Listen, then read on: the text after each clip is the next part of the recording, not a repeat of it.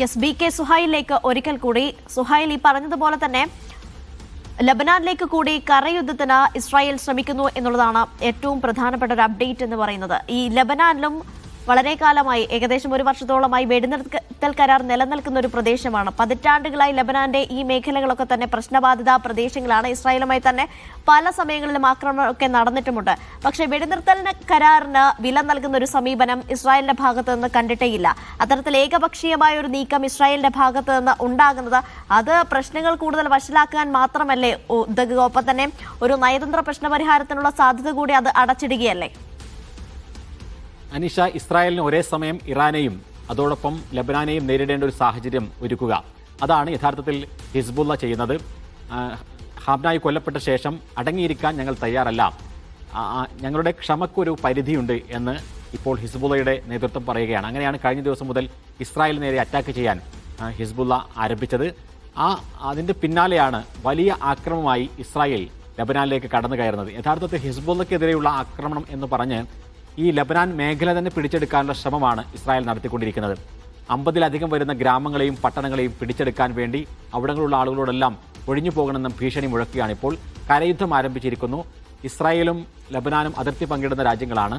അവിടേക്ക് കടന്നു കയറുകയും അവിടങ്ങളിലുള്ള ആളുകളെല്ലാം ആട്ടിയോടിക്കുകയും ചെയ്യുന്ന ഒരു നിലപാടിലേക്ക് പോവുകയാണ്. ഏറ്റവും പ്രധാനം ഇനി ഈ ലബനാനിൽ ഇസ്രായേലിൻ്റെ ഒരു ആവശ്യമുണ്ടായിരുന്നു. അവിടെയുള്ള ഹിസ്ബുള്ളയെ പൂർണ്ണമായും നിരോധിക്കുകയും അവരെ പൂർണ്ണമായും നിരായുധീകരിക്കുകയും ചെയ്യാൻ വേണ്ടി ലബനാൻ സർക്കാരിനോട് ഇസ്രായേൽ ആവശ്യപ്പെട്ടിരുന്നു. അതിന് പലപ്പോഴും പൂർണ്ണമായും വഴങ്ങുന്ന ഒരു നിലപാടല്ല ലബനാൻ സർക്കാർ സ്വീകരിച്ചിരുന്നത്. ഈ ഒരു ആക്രമണത്തോടു കൂടി ലബനാൻ സർക്കാർ അതിന് വഴങ്ങുന്നു എന്നാണ് നമുക്ക് മനസ്സിലാക്കാൻ സാധിക്കുന്നത്. അവരെ പൂർണ്ണമായും നിരായുധീകരിക്കാനുള്ള ശ്രമങ്ങൾ ആരംഭിച്ചു എന്ന് ഇപ്പോൾ പ്രഖ്യാപിക്കുകയാണ്. അതോടൊപ്പം ഇത് ലബനാനിലും അതേപോലെ തന്നെ ഇസ്രായേലിലും ഇറാനിലും മാത്രം ഒതുങ്ങി നിൽക്കുന്ന ഒരു യുദ്ധമായി മാറുന്നില്ല. അവിടെ നിന്നിങ്ങോട്ട് എല്ലായിടങ്ങളിലേക്കും ഇറാഖിൽ വലിയ ആക്രമണം നടക്കുന്നുണ്ട്. US എംബസികൾക്ക് നേരെ ആക്രമണം നടക്കുന്നുണ്ട്. അവിടെ നിന്നിങ്ങോട്ട് GCC രാഷ്ട്രങ്ങൾ സ്വാഭാവികമായി നമ്മൾ ചർച്ച ചെയ്തു. അവിടെ നിന്നിങ്ങോട്ട് സൈപ്രസിലേക്ക് വരെ, സൈപ്രസിൽ UK താവളം അനുവദിച്ചു കൊടുക്കുമോ ഇല്ലയോ എന്നൊക്കെയുള്ള ചർച്ചകൾ നടക്കുമ്പോഴാണ് അവിടേക്കും ഇറാൻ അറ്റാക്ക് നടത്തിയത്. ഇനി ഏതായിരുന്നാലും ഇന്നത്തെ രാത്രി നിർണായകമാകുന്നത് യഥാർത്ഥത്തിൽ അമേരിക്കയുടെയും ഇസ്രായേലിൻ്റെ ഏറ്റവും അടുത്ത ഒരു ടാർഗറ്റ് എന്ന് പറയുന്നത് മിസൈലുകളാണ്. ഇറാൻ്റെ മിസൈലുകൾ, അവർക്ക് ദീർഘദൂര മിസൈലുകളുണ്ട്. 2500 കിലോമീറ്റർ വരെ സഞ്ചരിക്കാൻ കഴിയാവുന്ന ബാലിസ്റ്റിക് മിസൈലുകൾ അവരുടെ കൈവശമുണ്ട്. അത് നശിപ്പിക്കുക എന്നുള്ളതാണ് അടുത്ത ഒരു ടാർഗറ്റ്. അമേരിക്കൻ പ്രസിഡന്റ് ഡൊണാൾഡ് ട്രംപും അതേപോലെ തന്നെ പെൻറ്റഗണും എല്ലാം പലപ്പോഴുമായി അടുത്ത ഒരു ടാർഗറ്റായി പറയുന്നത് ഈ മിസൈൽ ശേഖരത്തെ നശിപ്പിക്കുക എന്നുള്ളതാണ്. അതിനുവേണ്ടിയുള്ള ശ്രമങ്ങൾ തീർച്ചയായും ആരംഭിച്ചിരിക്കും. ഇന്നത്തെ രാത്രി അതുകൊണ്ട് തന്നെ നിർണായകമാണ്. 1200-ലധികം വരുന്ന സ്ഥലങ്ങളിലാണ് തങ്ങൾ ആക്രമണം നടത്തിയത് എന്ന് ഇപ്പോൾ തന്നെ പെൻറ്റഗൺ അറിയിക്കുന്നുണ്ട്. അതിൻ്റെ ഡീറ്റെയിൽസും അവർ പറയുന്നുണ്ട്. ഇപ്പോൾ ഇറാനിൽ നിന്ന് പൂർണ്ണമായിട്ടുമുള്ള ഒരു വിവരങ്ങൾ പുറത്തു വരുന്നതിൽ വളരെയേറെ പ്രതിസന്ധികൾ അനുഭവിക്കുന്നുണ്ട്. കാരണം അവിടെ ഇൻ്റർനെറ്റ് ബ്ലാക്ക് ഔട്ടാണ്. വലിയ മാധ്യമ സ്ഥാപനങ്ങളെല്ലാം തകർത്ത് കഴിഞ്ഞിരിക്കുന്നു. സർക്കാർ സംവിധാനങ്ങൾ, ഈ മാധ്യമങ്ങളായിട്ടുള്ള ഏജൻസികൾ, അവരെ എല്ലാം സൈബർ അറ്റാക്ക് നടത്തിയിരിക്കുന്നു. ആകെയുള്ളത് ഇറാനിലെ റെഡ് ക്രസൻറ്റ് നൽകുന്ന വിവരങ്ങളാണ്. ആ റെഡ് ക്രസൻറ്റാണ് മണിക്കൂറുകൾക്ക് മുമ്പ് 787 എന്ന കണക്ക് നൽകുന്നത്.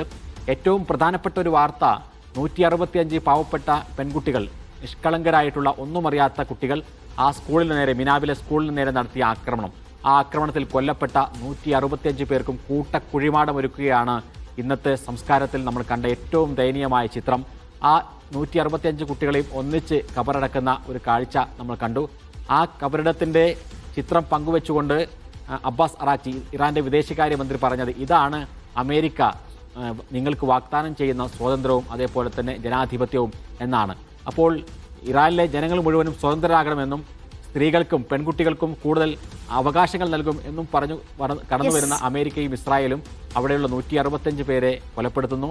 പാവപ്പെട്ട പെൺകുട്ടികൾ, അവരെ ഇന്ന് സംസ്കരിക്കുന്ന കാഴ്ച കാണുന്നു. അവരെല്ലാവരെയും ഒന്നിച്ച് കബറടക്കുന്ന കാഴ്ചയും ഏറെ ദയനീയവും അതേപോലെ തന്നെ സങ്കടകരമായ കാഴ്ചയാണ് ഇന്ന് ഇറാനിൽ നിന്ന് വന്നത്.